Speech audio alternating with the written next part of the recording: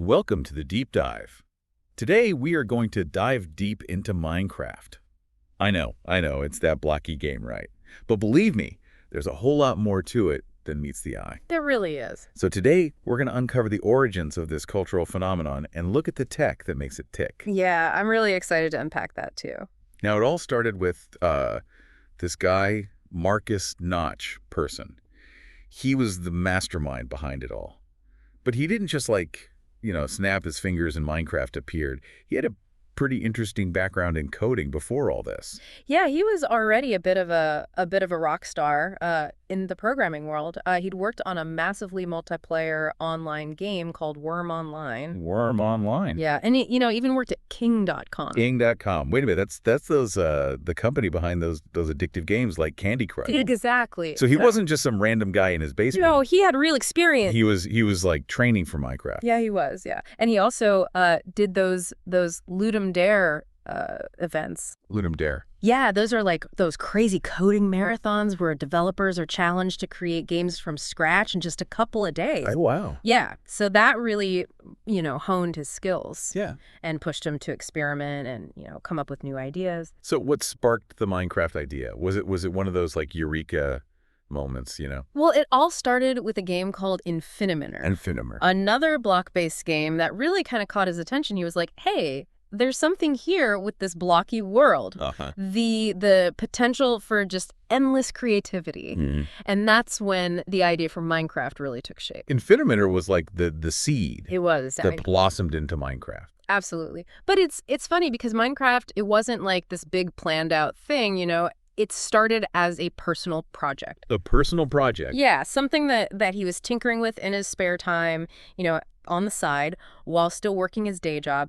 And he would share early versions of the game on a forum, called TigSource, a community of indie game developers. So it went from side project to global sensation, just from indie game developers. Well, the game just blew up. Okay. It exploded in popularity. People loved this world where they could, mine for resources, build anything, and fend off monsters at night. This was all while he was working a day job. Yeah, crazy, right? But the popularity just kept growing and growing, and he was getting so much feedback and support that he was like, all right, I'm taking a leap of faith. Oh, wow. He quit his job and founded Mojang Studios to really focus on Minecraft full-time. That's a big leap of faith. It was a huge leap of faith. That paid off big time. Yeah, and in 2011, the Adventure update was released. Okay. And that really marked the official launch of Minecraft. And it became a major turning point in the game's journey. Cemented its place. Yeah. Now, this is where it gets interesting. The tech behind Minecraft. Prepare to be surprised. Java. Java, I know, right? Java. It seems like kind of a weird choice. It might seem like a strange choice, especially for a game, known for its simplicity. But there's a method to Notch's madness. Okay, so why Java? Why Java? Well, back in the late 2000s, Java was a big player. It was. Oh, yeah, it was kind of a rock star. Sure, it had this reputation for being a bit resource-intensive, but it had some really strong advantages. I like to think of it as the Swiss Army knife of programming languages. Okay, the Swiss Army knife. Break that down for me. Well, for one, Java was known for its portability. Portability. Yeah, so code written in Java could run on pretty much any computer, whether it was, a Windows PC or a Mac or even a Linux machine. That was huge back then, especially when indie game development was starting to, take off. So that meant that pretty much anyone, no matter what computer they had, could join the Minecraft fun. Exactly. That's pretty genius. It was a really smart move. Plus, Java had a really strong community of developers. So that meant, Notch had access to a lot of resources, libraries, support. And that was crucial, especially since he was developing the game solo initially. It's like having a giant toolbox. Yes. It's filled with parts and tools. Pre-made parts, tools. You don't have to build everything from scratch. Exactly. You can focus on the creative aspects. Exactly. And those libraries, those pre-built tools, they were essential for creating one of the most mind-blowing things about Minecraft. What's that? The procedurally generated worlds. Okay, so procedurally generated worlds. Yeah. It's like having this virtual world building machine. So he used these things called noise functions. Noise functions. Yeah, it sounds complicated, but imagine like baking a cake, right? But instead of following a strict recipe, you have this magical formula A magical formula. that tells you exactly like how much flour, how much sugar, how many eggs you need to create the perfect cake. But each cake looks a little different. Oh. That's kind of what a noise function does for Minecraft. So instead of like handcrafting every hill and valley, he programmed these noise functions to create all these landscapes. Exactly. So you have these like breathtaking mountains, winding rivers, caves, and they make every Minecraft world feel unique. It's like the world is being born right in front of you. Yes. How does the game handle all that? I mean, without like exploding. Oh, that's a great question. It's all about this clever technique called chunk loading. Chunk loading. Yeah, so think of it like this. Imagine you have this massive world map, Uh-huh. right? But you only need to see a small portion of it at any given time. Chunk loading is like having this magical magnifying glass. A magical magnifying glass. That only reveals the parts of the map you're looking at. Okay. So as you move, the magnifying glass shifts. It loads new sections, Okay. unloads the ones you left behind. It's very efficient. So it's like the world is being built around you as you explore. Exactly. And that probably helps it run on not so powerful computers. It does. It does. It's all about optimizing performance. And speaking of optimization, let's talk about how the game actually draws those blocks on your screen. All right, let's talk about the visuals. Now, most games create those visuals using complex 3D models made of, tons of polygons. But Minecraft, like its gameplay, keeps things simple. Okay. Instead of fancy models, everything is made of voxels. Think of them as 3D pixels. 3D pixels. They're like tiny cubes that fit together to form everything you see. Oh, so like digital Lego bricks. Exactly, and it's super efficient. It gives the game its distinct look. It's charming. It's very charming. And keeps it running smoothly. And keeps it running smoothly. So instead of rendering these complex models, the game just needs to draw these simple voxels. Enough easier. Much less demanding on your computer. So all these choices, Yeah. from Java to the voxels, Yeah. they all contribute to the overall Minecraft experience. It's like a well-oiled machine. It is, but we've only just scratched the surface. There's a whole universe of details. Okay. But we need to talk about the heart of Minecraft. What's that? The community and the power it gives players to actually shape the game. Ooh. Okay. Well, let's take a quick break and we'll come back and dive into that world of Minecraft community and modding. Welcome back to our deep dive into Minecraft. Now, we've been exploring the origins of this blocky phenomenon and the programming that makes it possible. But, the tech is really only one part of it. Yeah, What really makes Minecraft special is the community. it is. It really is the heart of the game. They're not just players. They're collaborators, builders, and programmers in their own right. Now, I've heard a lot about this Minecraft community and how passionate they are. But what is it about this game that inspires such creativity? Well, I think one key ingredient is the way Minecraft embraced the idea of early access. Long before it was like a trend. Yeah. Notch was sharing his work in progress with the world. He would invite players to try out early versions and give feedback, directly. So it's like this giant open source project. It was. It really was. Players were submitting bug reports, suggesting new features, sharing ideas, and it created this sense of ownership, this community involvement. And I bet that helped fuel the growth of the game, too. Absolutely. Players felt like they were part of something special. Yeah. That they were helping create. And it's important to remember that, Minecraft came up at the same time as the indie game boom. The indie game boom. Yeah. Players were hungry for something new, something different from the big budget, story-driven games. Yeah, something fresh. Yeah, and Minecraft, with its focus on player freedom and creativity and exploration, fit the bill perfectly. Yeah. It wasn't about following a predetermined path. Yeah, it was about creating your own adventures. Exactly, building your own worlds, a digital sandbox, I like that. And that brings us to modding, the amazing world of modding. Okay, so modding.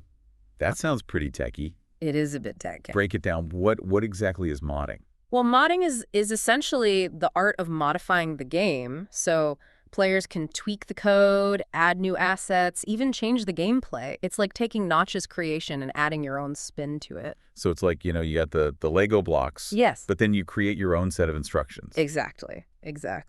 Now, it does require some technical skills, often involving Java programming. Yeah. But there are tons of tools and resources available for people who want to, dip their toes in without becoming coding wizards, Oh, good. you know? Because I'm not really a coder myself, but I do like the idea of creating mods. You should definitely try it. There are these fantastic modding APIs like Forge and Fabric. Like Argent Fabric. Yeah, they provide frameworks and libraries that really streamline the process and make it easier for modders to create and share their work. So it's kind of like having, pre-built Lego structures that you can then modify.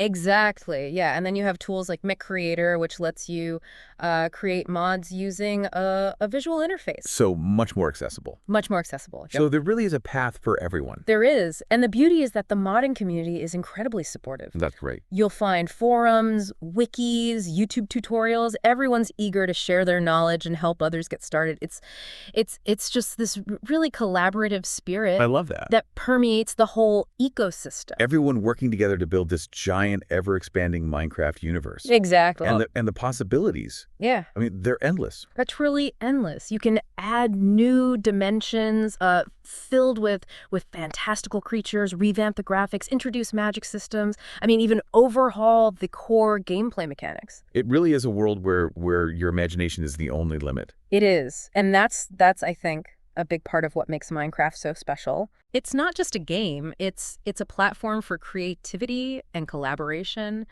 But, before we get too carried away with the wonders of modding, we need to talk about the simple joy of actually playing Minecraft. Yes. Sometimes we forget that at its core, Minecraft is just fun.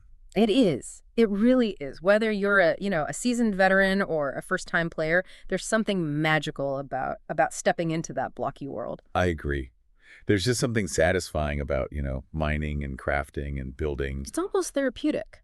Yeah, it is. It really is. Yeah, it's creative, it's challenging, it's constantly surprising you, and you can play solo, or you can, team up with friends. Build elaborate structures. Yeah. Take on challenges. Exactly. And it's a game that can be enjoyed by so many different people from all walks of life, all age groups. Yeah. And you know what? It's constantly evolving. You do. Mojang Studios is still actively developing it, releasing updates with new features, blocks, mobs, even entire dimensions. That's awesome. They keep adding new content. Yeah. Keeps things fresh. Yeah. And they've made some really smart moves to bring players together, like with the cross-platform play. Oh, yeah, cross-platform play. Yeah. So, PC players, console players, mobile players, they can all connect and play together. It breaks down the barriers. Yeah. And then there's the Minecraft Marketplace. Marketplace. It's like this digital toy store. Yeah, it is. You can find everything from skin packs and texture packs to elaborate world add-ons.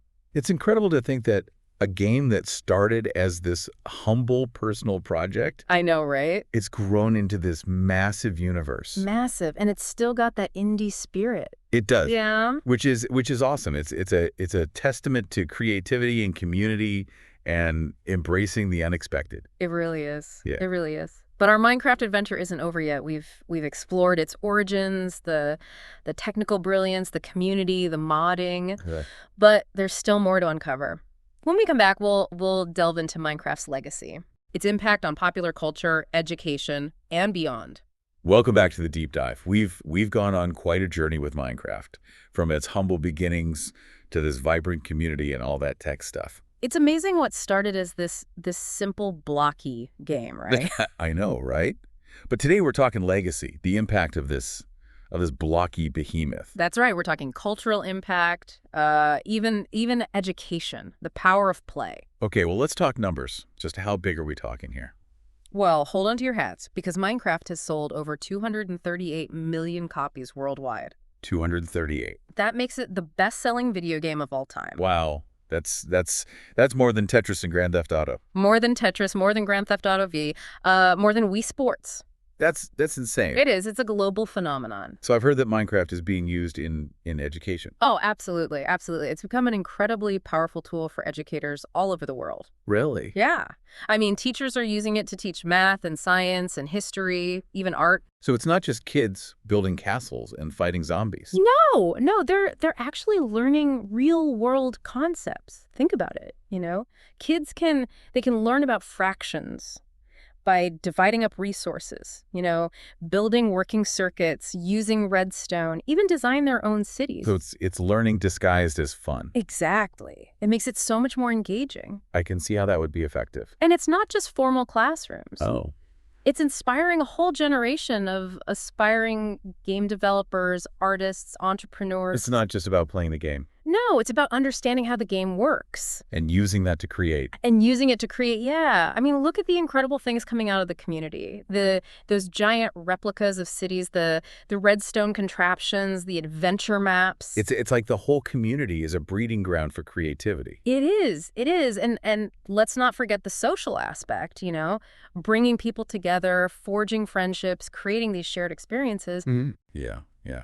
There is something special about collaborating on a big project or exploring a world together. Yeah. And I think what I like most about Minecraft is that it empowers players to be creators. Absolutely. It's a digital canvas for self-expression. It's not a game that tells you what to do. It's a game that gives you the tools and the freedom to express yourself. It does.